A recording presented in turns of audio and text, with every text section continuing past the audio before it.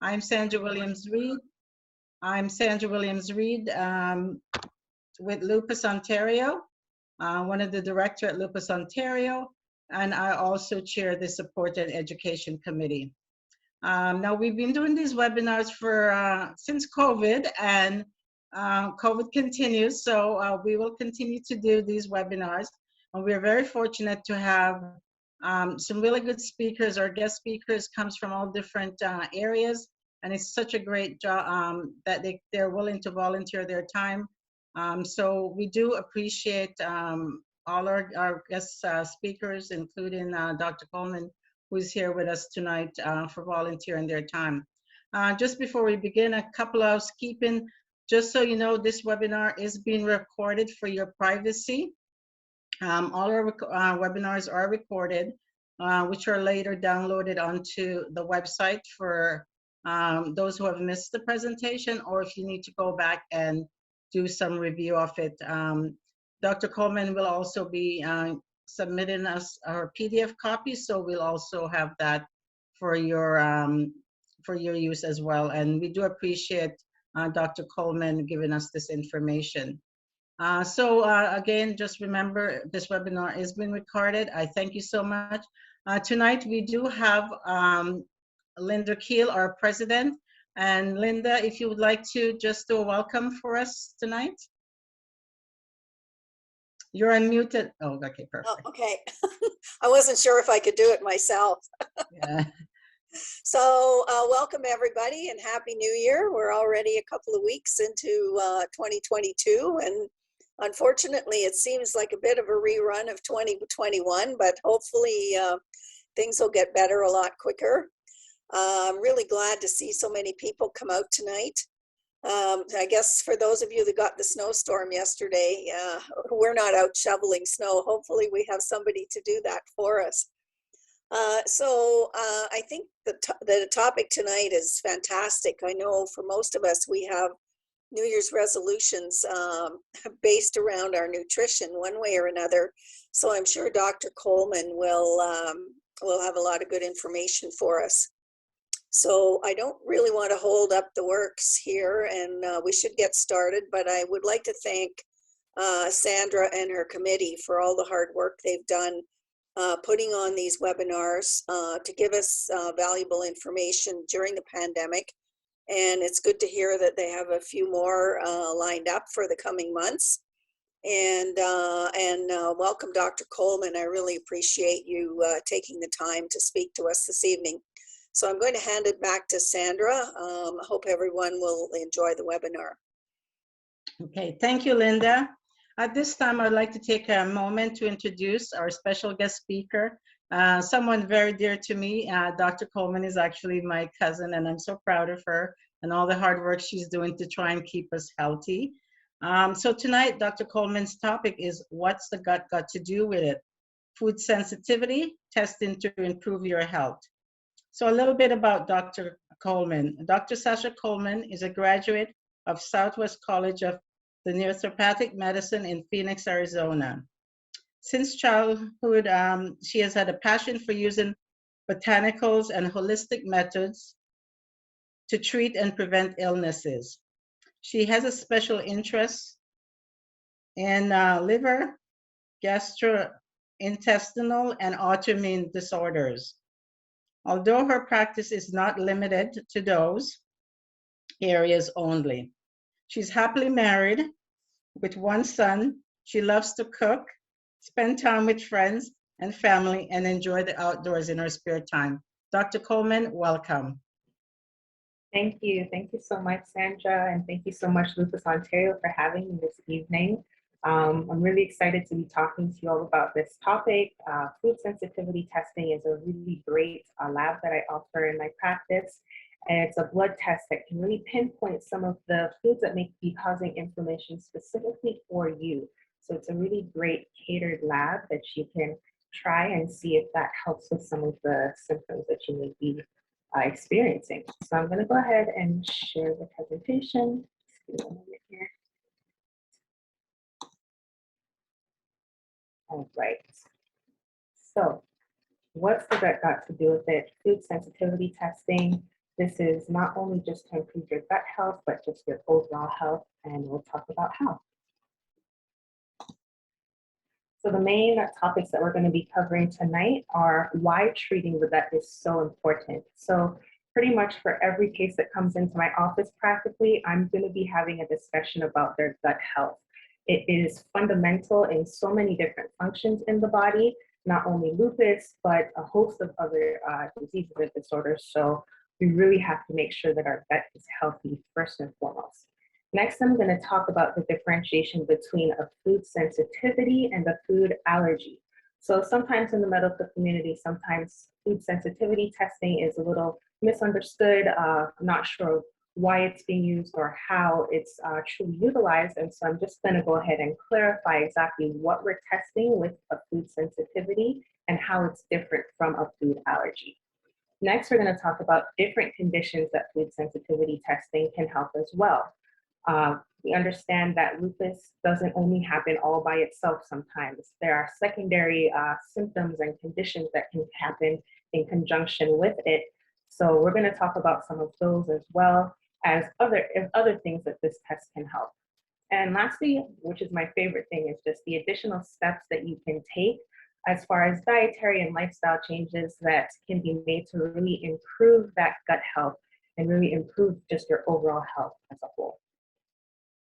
All right, so before we get into it, I want to let you know that my presentations are usually more interactive. I really like to ask questions just so that you can kind of work with the information in a different way so that it can really stick in your mind and really understanding what's being presented, okay? So look out for those questions. First, so we're going to talk about why the gut is so important. First, I always like to kind of give some overarching main functions of the gut. So it has 92% of our neurotransmitters. So another little nickname that you can call your gut is kind of like a second brain. And the reason it is that is because, you know, from different psychological conditions to mental emotional issues, a lot of the issues not just up here, a lot of it is happening in our gut. A lot of the control of those types of things is happening in the gut. So we really want to make sure that that environment is healthy and intact. Another point is that 80% of your immune system is in the gut. So a whole other discussion is really the gut microbiome, which is just that bacterial environment that is key to be balanced and necessary for certain functions to happen as far as your immune system is regarded. So it really helps with fighting infection and just regulating the immune system as well. Another point is that 50% of hormone modulation is actually controlled in the gut as well. So from mood, as I mentioned before, metabolism, reproductive regulation, all of those things have a part to be played in the gut. So a really great example of that is that, you know, talking about the microbiome again, there's a specific group of bacteria called the estroblome that is just for regulating estrogen metabolism and breakdown in our gut. And if that microbiome environment is not correct, you're not going to be breaking down your estrogen properly. So something as simple as that can really affect things from your metabolism to your weight, your libido, and your mood. So really making sure that that environment is healthy is very, very important. And then the last thing here is really nutrient absorption.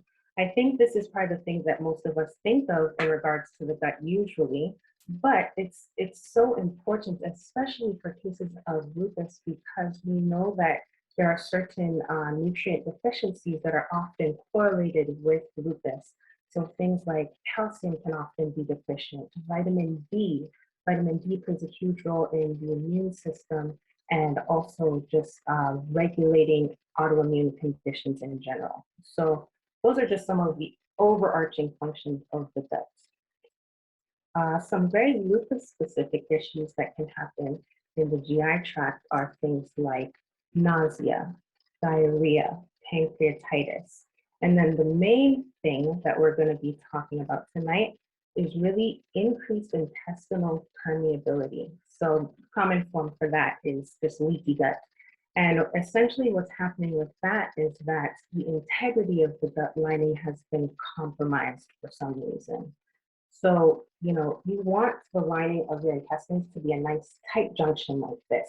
You don't want many things passing through it, only the things that are supposed to be. But when you have leaky gut, it looks more like this. So things are able to pass through it, and that's what's causing a lot of inflammation and a lot of systemic issues that we see happen in lupus. Now this slide, I want you to see if you can pick out what the common theme here is amongst a lot of these symptoms and conditions, okay?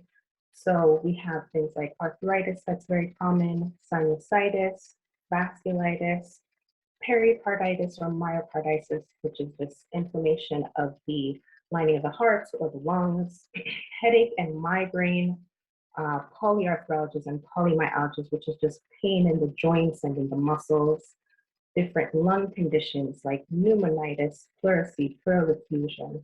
And then I just wanted to highlight this one in bold, immune complex mediated glomerulonephritis. So that is a very big word.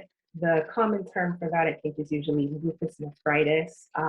But what's happening with that condition especially is immune complexes are being deposited into the basement membrane of the kidneys, and that usually causes a lot of inflammation. And that condition is usually what's leading to a lot of renal failure down the road. So as I said, there's a common thread here amongst especially these symptoms on this list. And that common denominator is really inflammation. And so as a naturopath, usually what I'm trying to do is look at systems that are dysfunctional and not just individual symptoms. That's what I always tell my patient. And so the big picture here that we see with autoimmune conditions, with lupus, is that there's this overarching inflammation that's happening throughout the body that we really, really want to address. And so all of us are kind of experiencing inflammation in our own ways. It can just manifest in different ways, such as obesity for one person, or arthritis, or fibroids for another person. These are all forms of inflammation, and inflammation really is what feeds a number of different maladies. So we want to address that. We want to find out the things that are causing inflammation and eliminate those or limit them as much as possible, and give the body things that are anti-inflammatory to really minimize that inflammation as much as possible.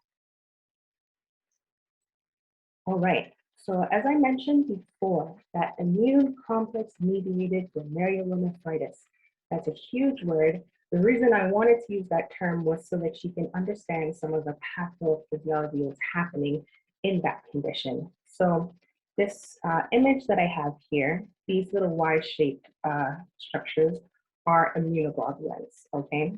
And what's usually supposed to happen is that an immunoglobulin will bind an antigen, which are these little balls here at the tip. And that's anything that's known as foreign to the body. With lupus, we know that we have autoantibodies, which are kind of attacking our own cells. But what happens is these immune complexes form and clump together, as you see in this picture here. And what's supposed to happen normally is they're supposed to be cleared through the liver and the spleen. But with lupus, we see that they're not able to be cleared.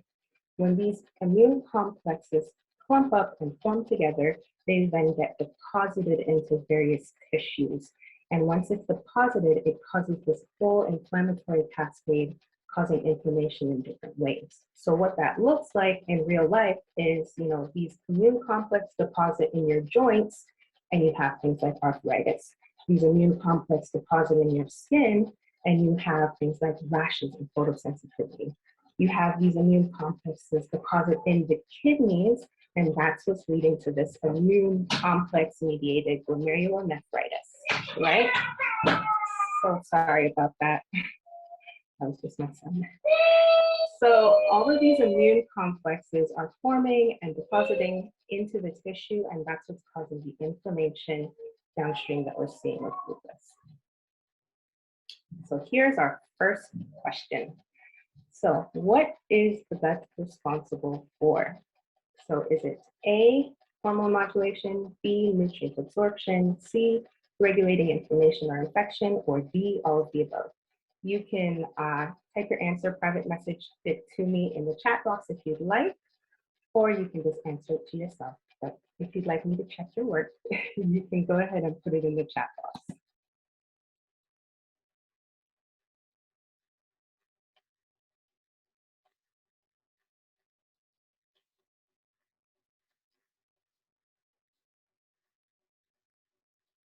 All right, awesome. So I'm seeing a lot of B's, and that is indeed the answer.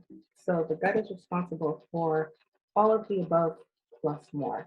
And when I'm referring to the gut, yes, I mean from mouth to stomach to intestines all the way up. That's your entire gut lining. And we really want to focus though more so on the small and large intestines. All right, here's our next question. Immune complex mediated glomerulonephritis, big word, happens in which organ? Was it the heart, kidney, liver, or skin?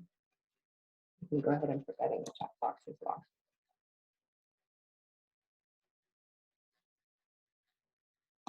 So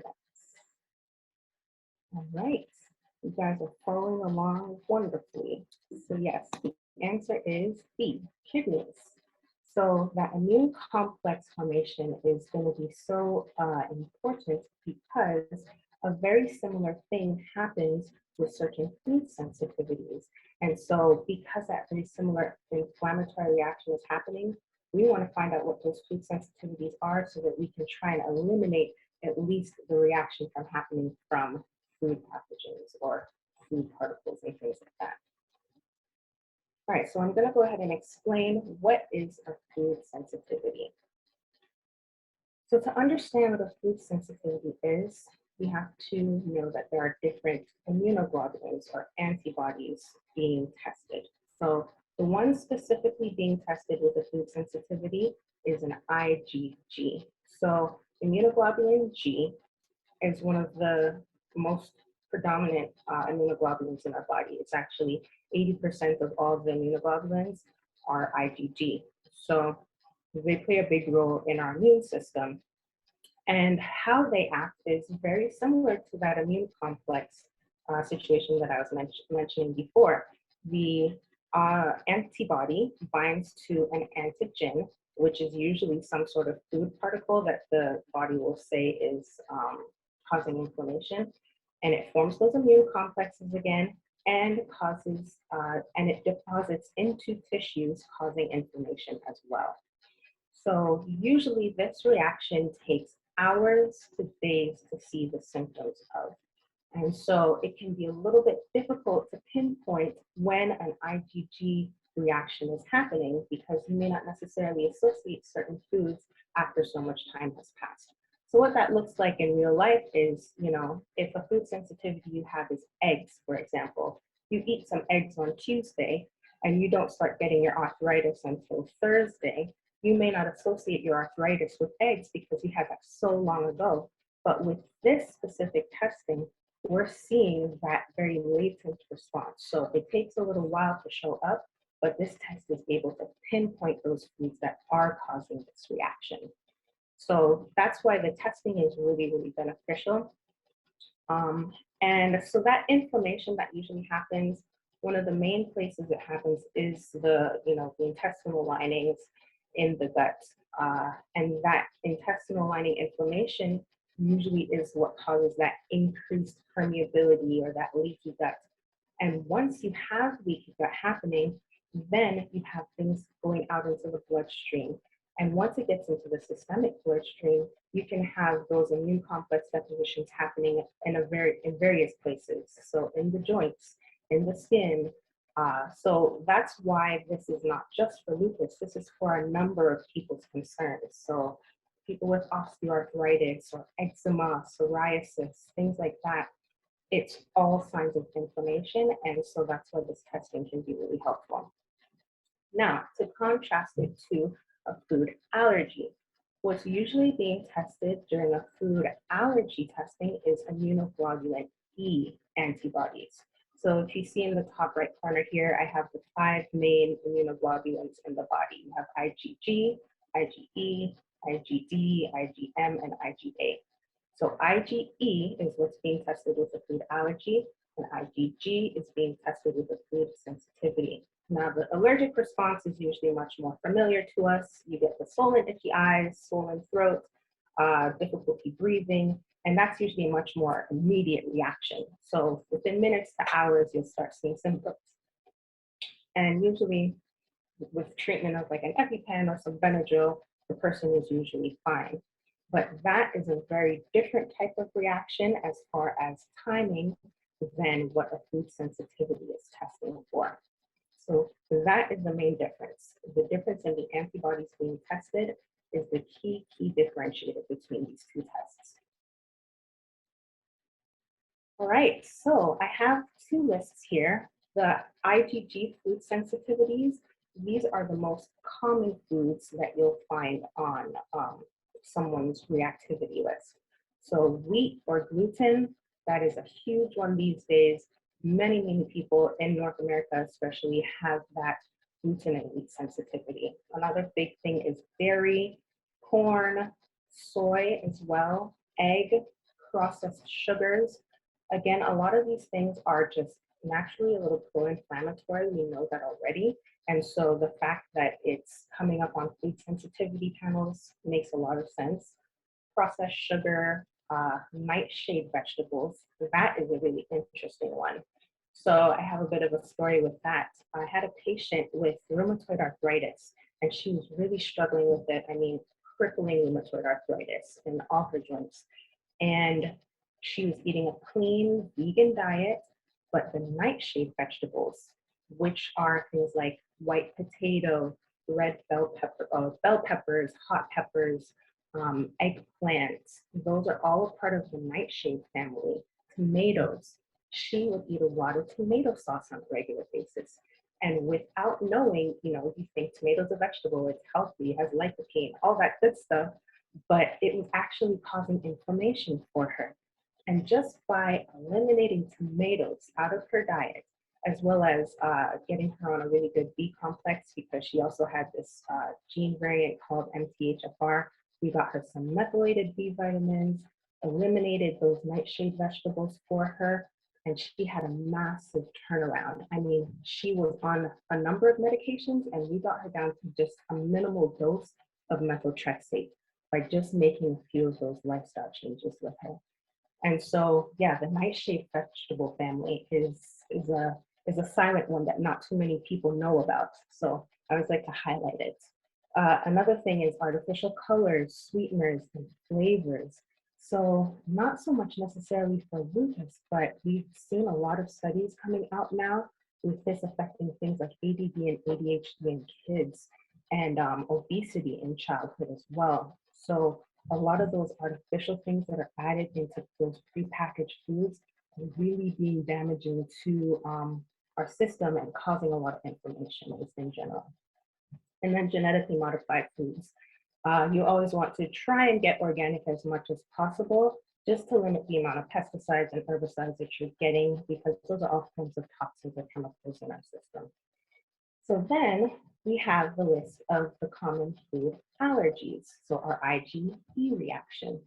So these are much more familiar, things like peanut, tree nuts, milk, egg, wheat, soy, fish, and shellfish.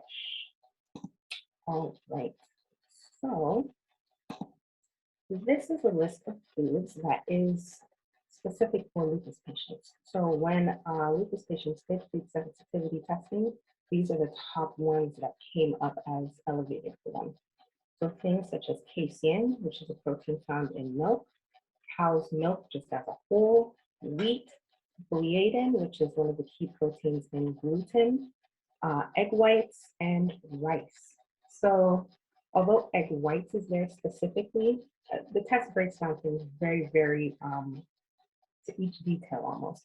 And so I'm not going to tell someone, just eat egg yolks. I'm most likely going to tell them, eliminate eggs as a whole. And so if you even want to try this as a test to see if maybe some of the symptoms you start seeing some resolution in a while, eliminating some of these main pro-inflammatory foods in lupus patients can really help and possibly see a lot of resolution in some symptoms.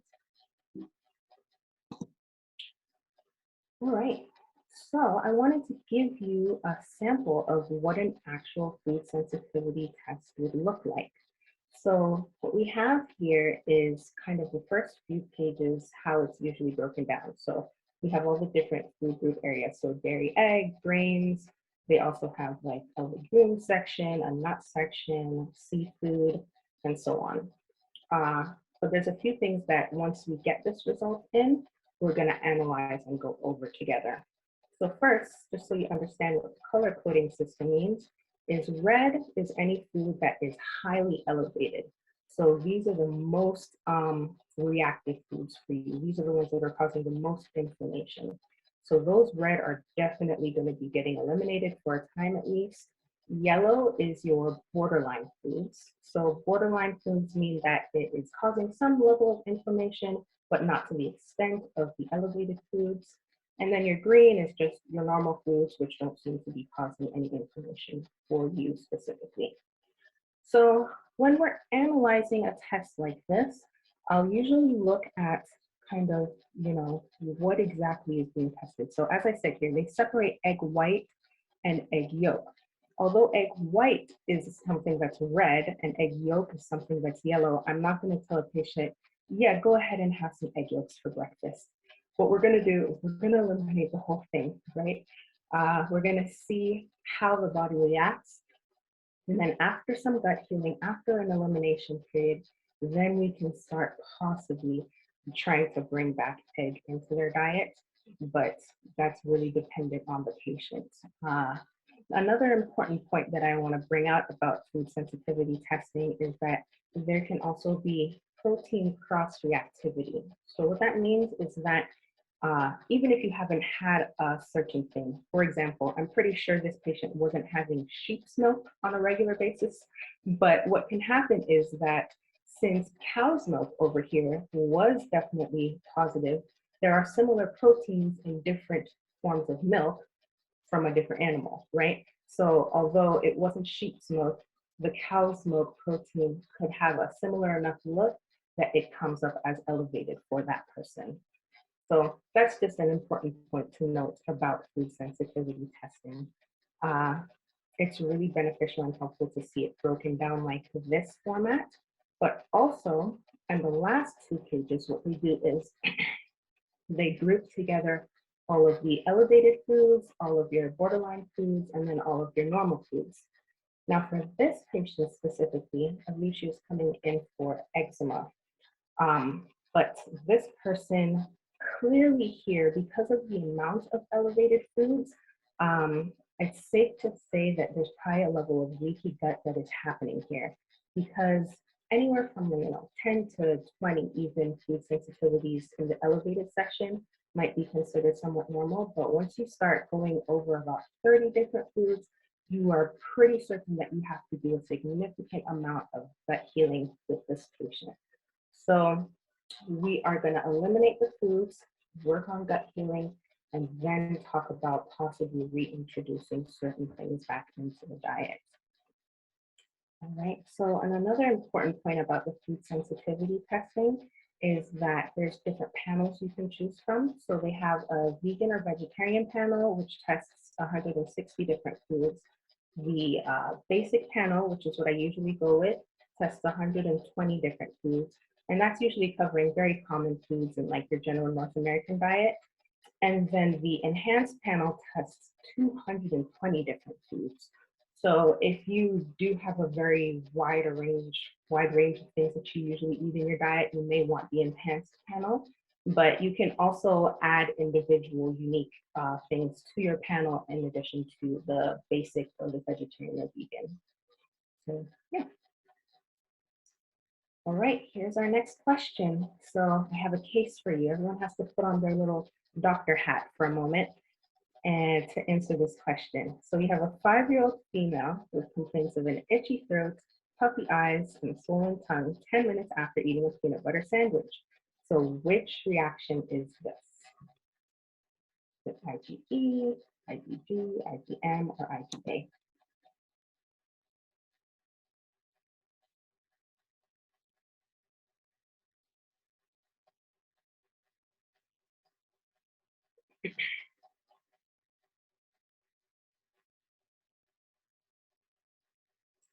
All right. So yes, the answer is A. It is an IgE reaction. So food allergies are IgE, sorry, and food sensitivities are IgG. I saw everybody answering A in the text box, so I thought you were saying IgA, so I was a little bit confused, but then I was like, no, you're saying the letter A, IgE reaction. Perfect, everyone's got it. Okay, our next question is, which food was not on the most common lupus food sensitivities list? Was it A, the egg white, B, soy, C, casein, or D, rice?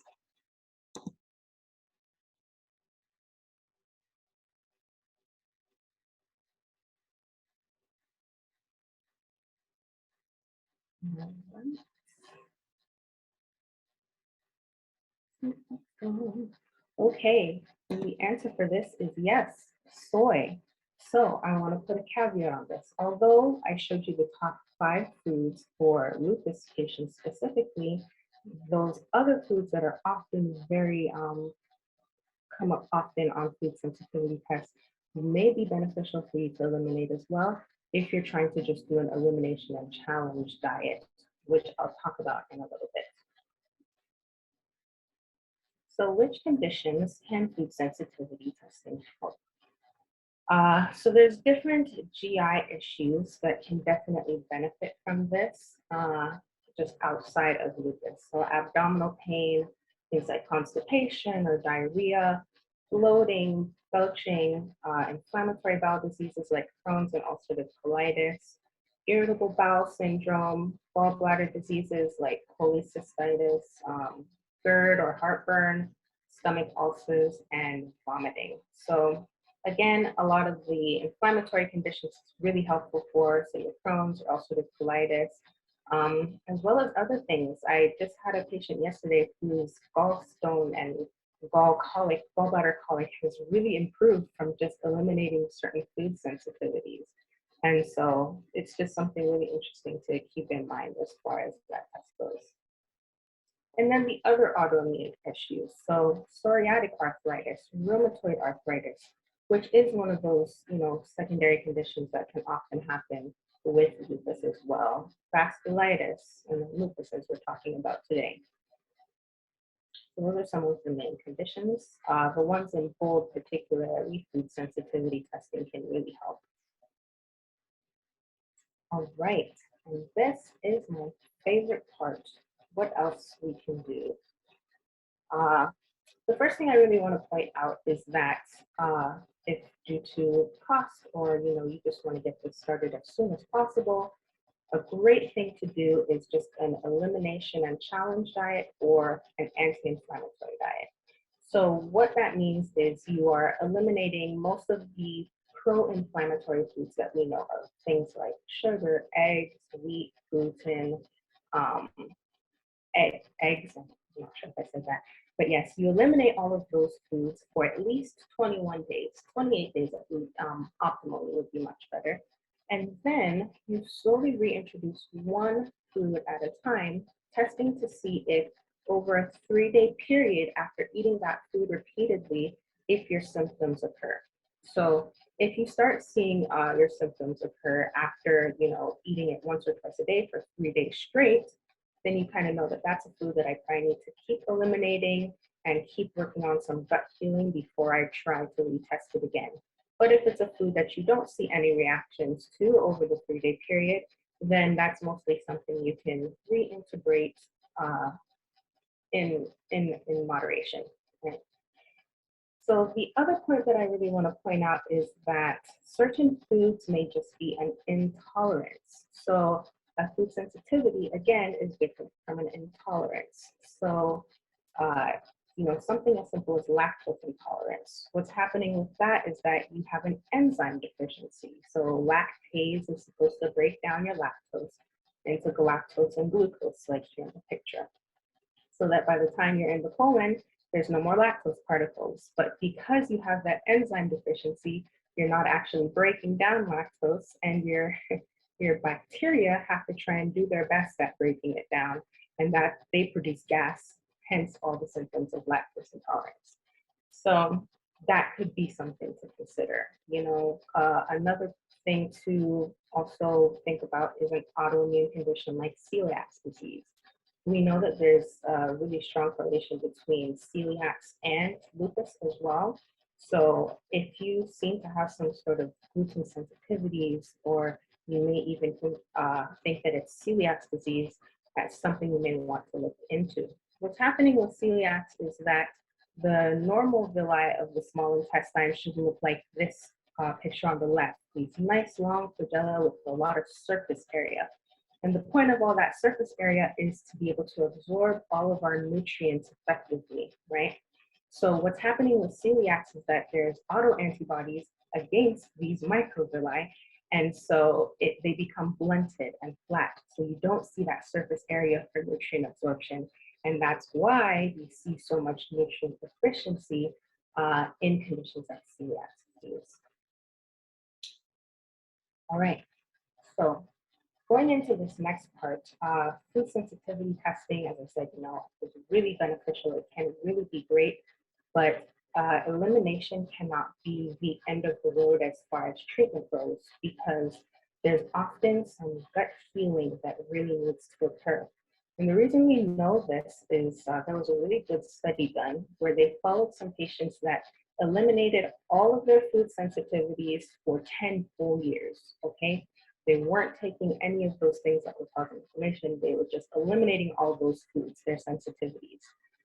And you would expect that their guts would improve. But really what happened is that it halted progression of their disease processes, but they kind of had the same symptoms.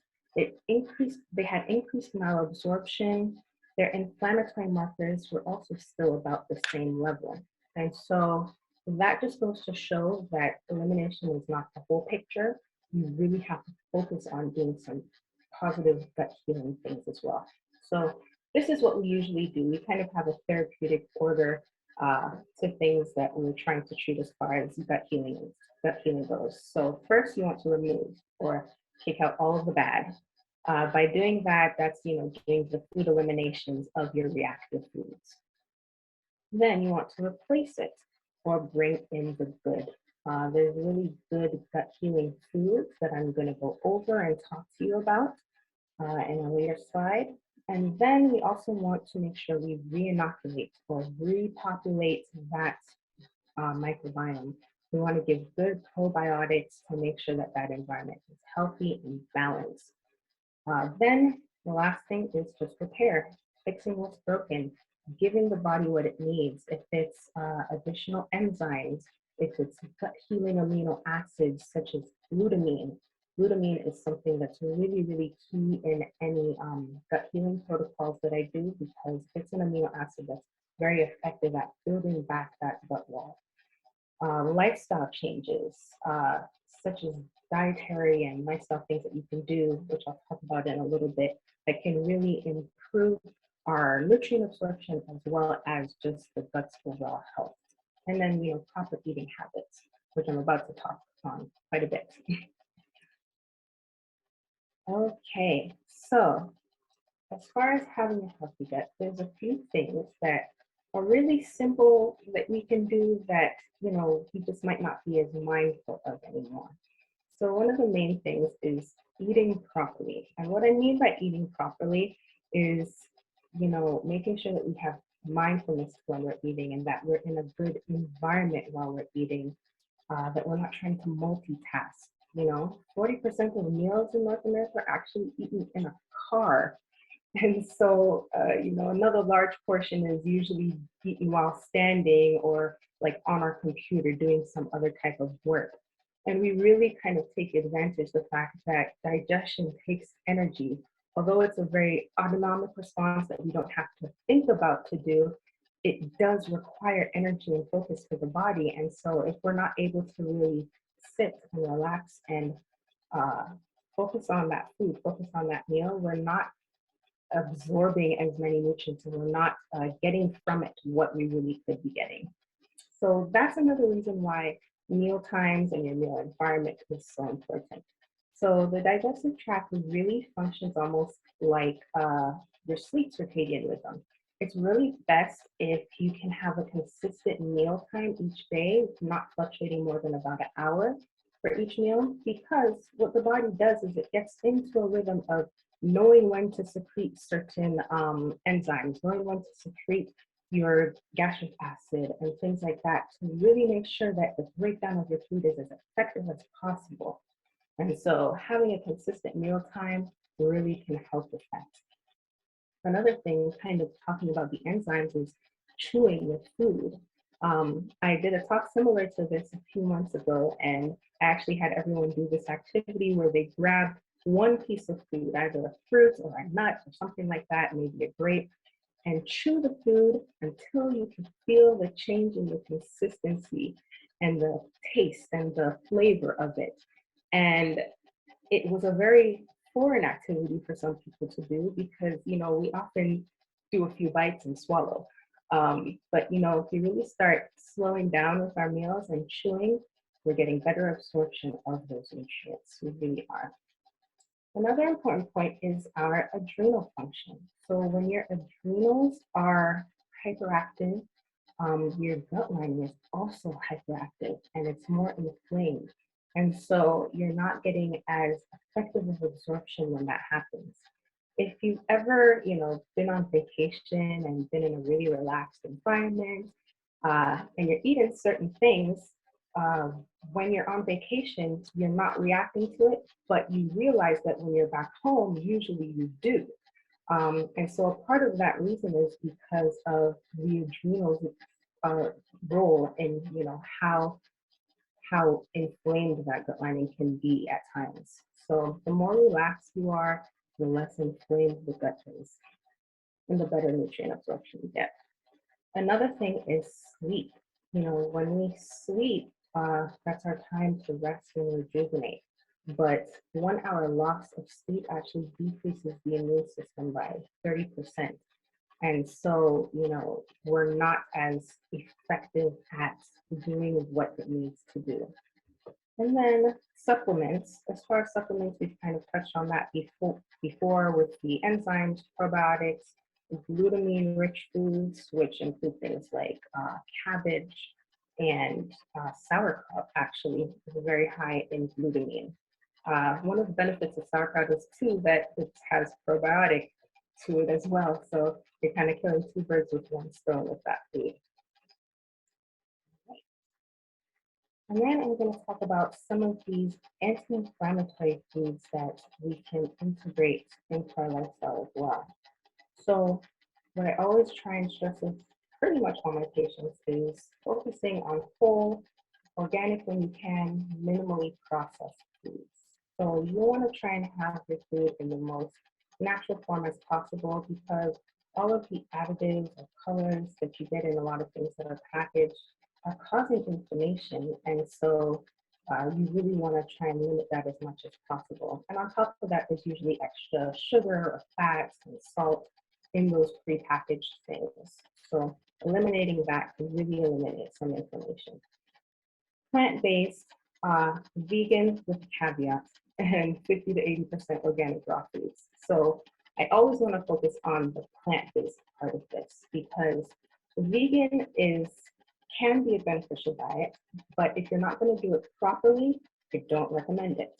Oftentimes when people try to do a vegan diet, they'll just take out the meat and replace it with some simple carbohydrates, like maybe refined pastas or bread and things like that that are not actually giving you very high nutrients. What you really want to replace that meat with is more of those plant-based proteins to really get those vitamins and minerals in that your body needs or that it might be deficient in. So vegan or like a Mediterranean diet is really great. because it really focuses on those omega-3s, fatty acids from things like salmon and avocado, olive oil, things like that. Really great. Short therapeutic fasting.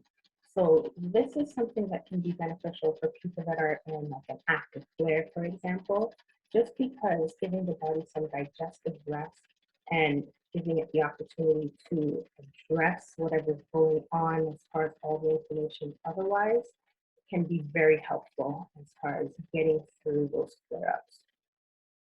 Dark leafy green vegetables. I really love those because they are very high in calcium.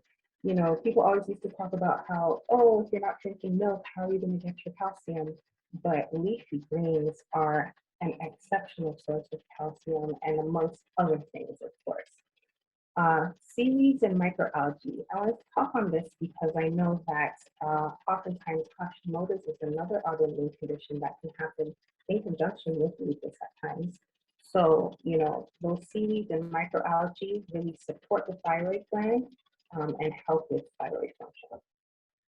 Quercetin is a nutrient found in apples, peppers, dark cherries, and berries, the cruciferous vegetables like broccoli, cabbage, and sprouts, your leafy green vegetables, again, citrus fruits and tomatoes. The only thing I'll say with quercetin is that some of those foods, like the tomatoes especially, the tomatoes can be pro-inflammatory for some people because, again, they're a part of that nightshade family of vegetables. So you want to watch out for that. Turmeric and ginger, love those spices. A great curry dish is always beneficial to have in your diet. And then, you know, supplemental turmeric is excellent as well because it is one of the most potent anti-inflammatory herbs we have out there. And with turmeric, you always want it to be mixed with some black pepper because black pepper actually increases the bioavailability of it, and it just increases the action of that turmeric for the anti-inflammatory action you want. And then last thing here is just sulfur-containing amino acids and compounds. So things like garlic, onion, cabbage, kale, broccoli, and Brussels sprouts. All beneficial foods to have.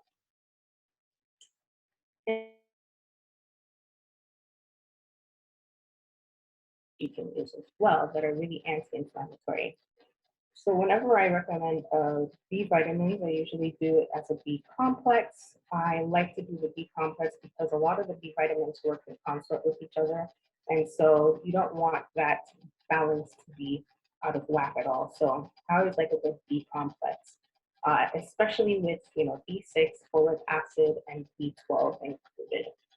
Vitamins A, C, D, and E all have anti-inflammatory action as well. And these minerals, zinc, selenium, copper, iron, and magnesium, can be beneficial. If you get a really good multivitamin / multi-mineral, it should have all of these things included in it already, pretty much. Omega-3, I kind of touched on that a little bit, but as far as potent anti-inflammatory actions, this is definitely something that I always get on board with any of my patients that have some sort of inflammation going on at all. So from lupus to just, you know, osteoarthritis, omega-3s in the form of a supplement with EPA and DHA included are excellent. And you want to be making sure that you're having a therapeutic dose of it, not just like the everyday dose that pretty much anyone can take. If you have an inflammatory condition, you really have to make sure that you're getting a good amount to really get that action that we're looking for.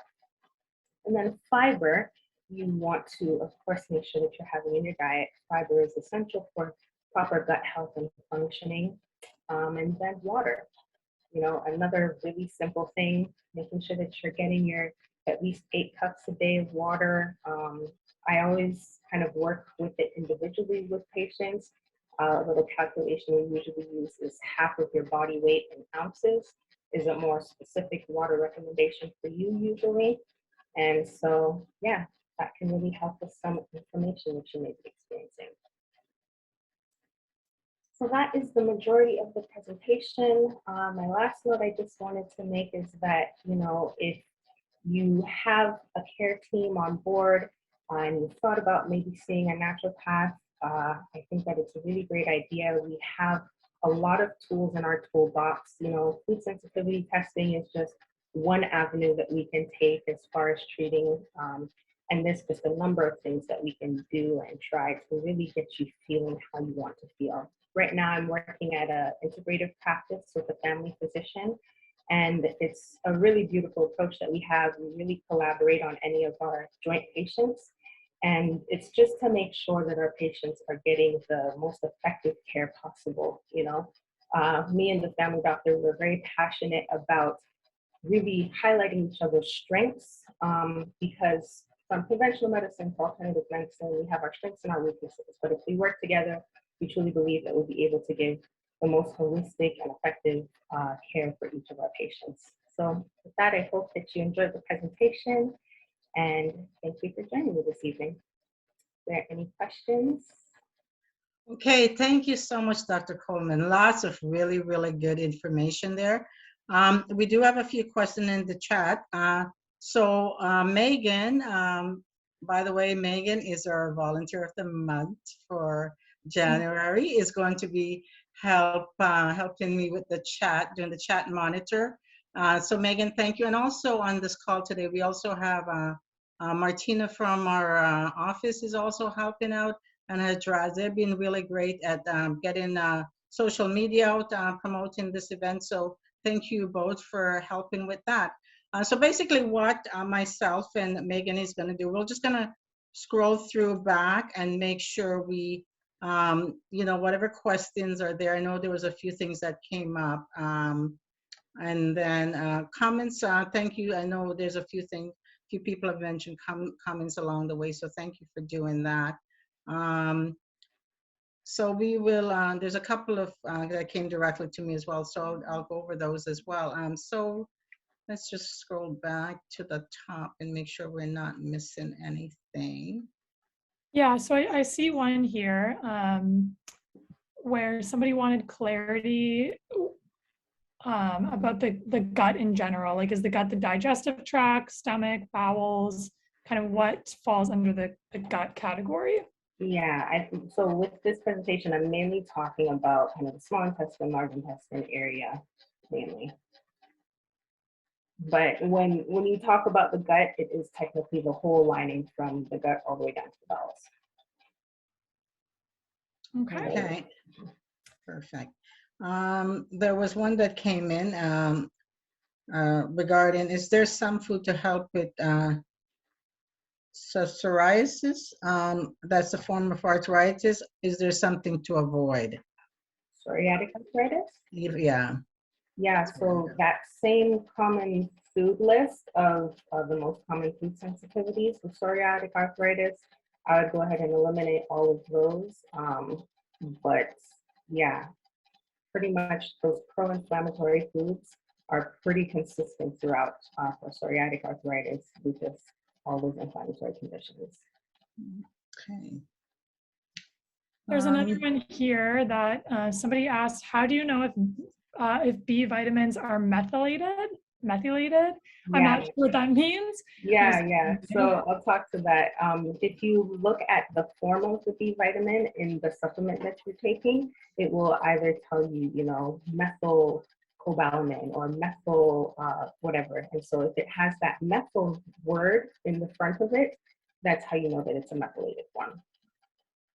Because, for example, with B12, oftentimes you'll see it in the cyanocobalamin form, which is different. So that's not methylated. That just means that it's more easily absorbable because it's been methylated already for you.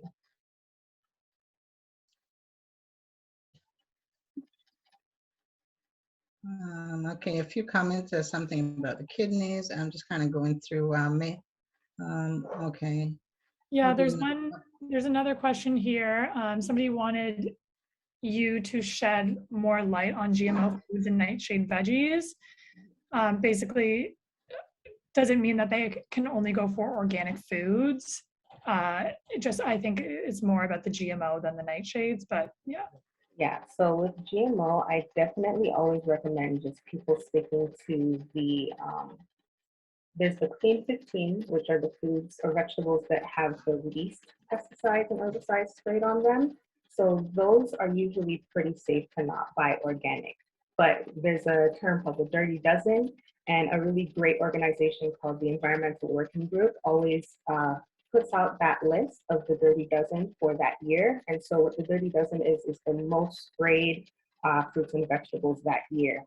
And so of that list, you want to go ahead and check, and those 12 foods, try and focus on those being organic if you can't buy everything organic. So that's always a good starting point. Okay, Sasha, maybe if you could put up your contact again, how can you get a food sensitivity test? Maybe you could just leave that. So if anyone want to take down your phone number, your email, your contact information, that way they can have that. Okay. Okay, perfect. In terms of food sensitivity tests, somebody did ask, why is there a food with a score in the red column with a lower score than the one in the yellow section? So kind of what does the score mean? Yeah, so that is kind of something that's been calibrated by the lab. So it's testing certain amounts of each protein in that food. And so the numbers don't really matter as much, honestly, because it's for that specific food group. The numbers are not, they're kind of a scale. They're just kind of a scale. So you don't have to really worry about the number as much. Right. Okay, so so we got a few locations, so you got that back up. Some thank yous. Okay, again, someone wanted to know where you can get the testing. So again, those are all the contact information is there. I'll actually tell you how it's usually done is that food sensitivity testing is done through Life Lab. So when you come for a visit, I'll get you the lab requisitions, and you can go to any Life Labs closest to you, and they'll do the blood draw. And within about 4 weeks, you usually get the results, and I'll usually call you up, and then we'll come in and go over it together. That's usually what happens. Okay, so another one, is it, okay, with food sensitivity or food allergy testing, is it possible that the drugs we take will interfere with the results? So yes, it is possible, but we kind of take the information with a grain of salt, and so we're going to analyze it together, considering, you know, which medications you're on. Some of the anti-inflammatory drugs can kind of diminish some of the reactions, but we'll kind of look at that together. It should still be able to be helpful, though, even if you are on those medications. Okay. That was a really good question. Thank you. Somebody did have a question regarding cost as well. Yeah, I will tell you that. Just 1 second. Let me pull it up, actually. So it ranges anywhere from $275. That's for the basic panel, and then the enhanced is $379. So usually I just do the basic. If someone's really adamant about adding a few other foods, there's an additional charge for each added food, but that is the starting cost. There's one here that's not in the, so I'll go over this one, Megan. It says, could you recommend a probiotic? Yeah, so as far as probiotics, I really love Genestra's brand. They use human-derived probiotic, and they have really good quality, really good testing is done with their things. So Genestra's HMF brand is really excellent.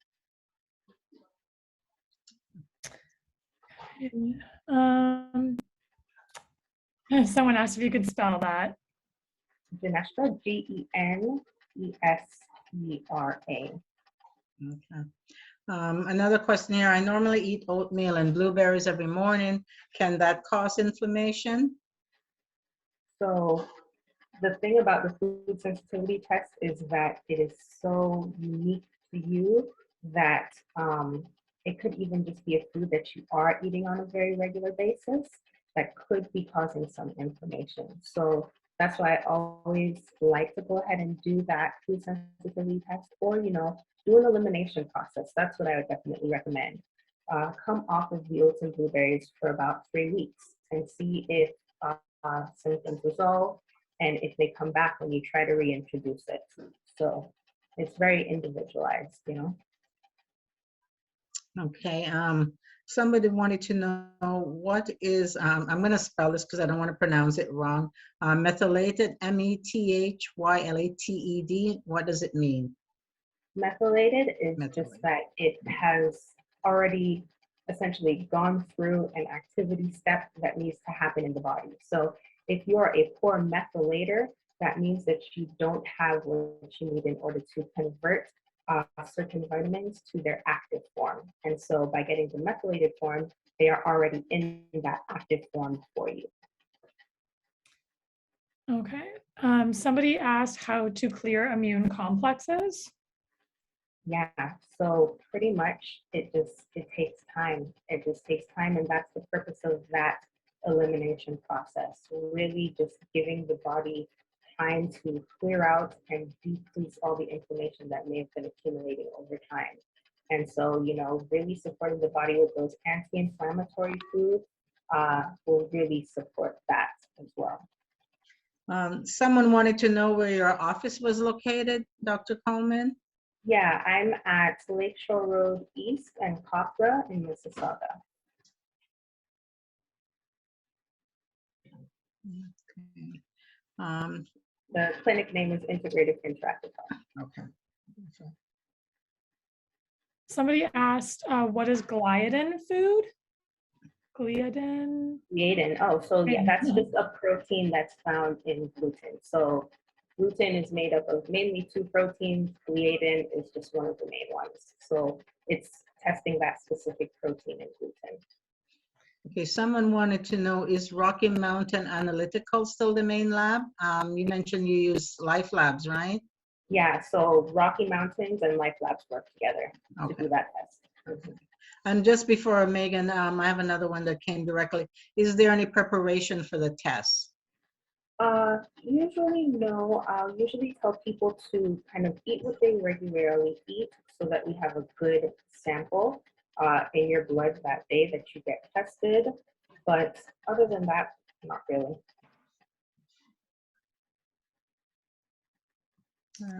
Okay. I have a question personally. So I have some digestive issues myself that I'm still trying to figure out.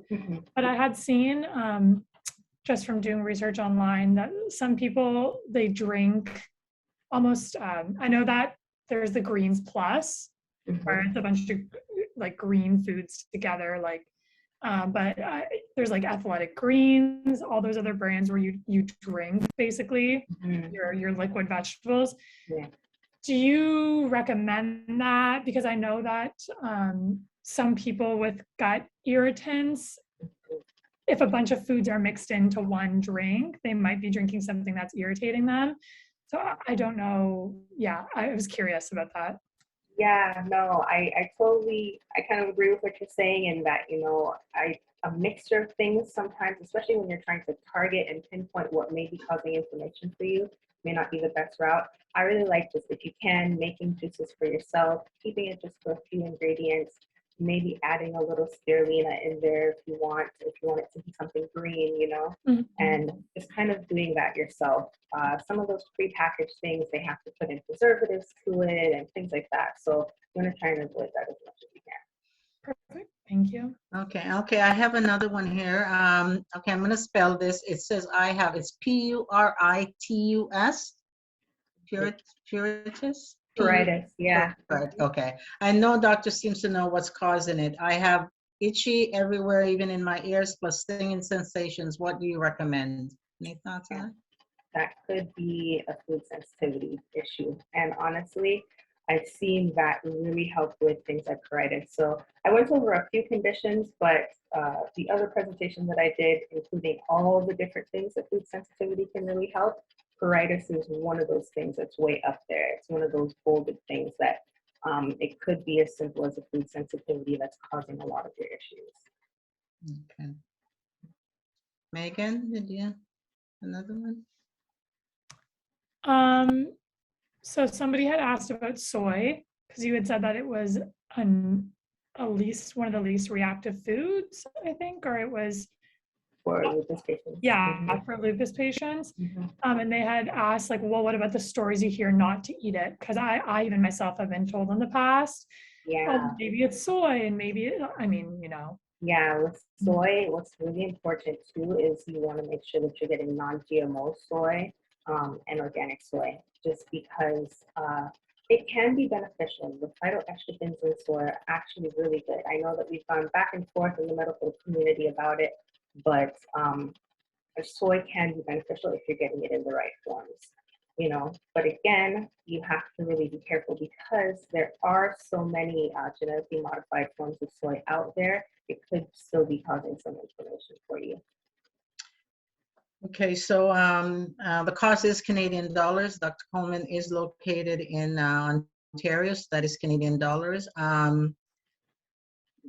Okay, so no GMO soy. Okay, okay. So someone asked. Someone, Kathy just stated some lupus must avoid alfalfa. Okay. Okay. Okay, so let's just see if there, I think that, let me just see, there's another direct message. No, I think that's it. What about Megan? Did you see anything else? No, I think we got them all from what I see. Okay.